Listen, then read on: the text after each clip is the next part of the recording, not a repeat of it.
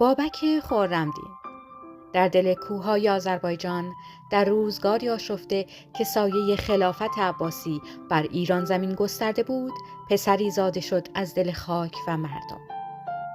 بابک پیش از آن که شمشیر به دست گیرد با صدایش مردم را گرد می آورد. سخنی نداشت جز حقیقت زخم خورده آنان. پس در میان رنج و خاموشی رهبری او آرام آرام شکل گرفت.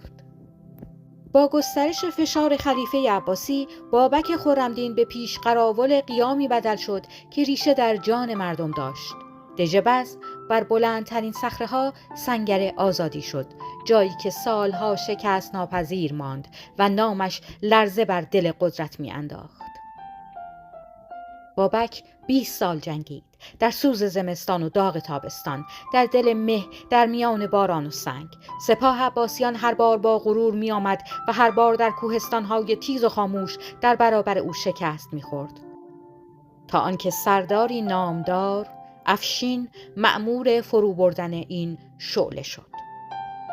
افشین راه‌ها را بست، آذوقه کم شد، زمستان یاران را شکست، اما آنچه دژ را فرو ریخت شمشیر نبود، خیانت بود.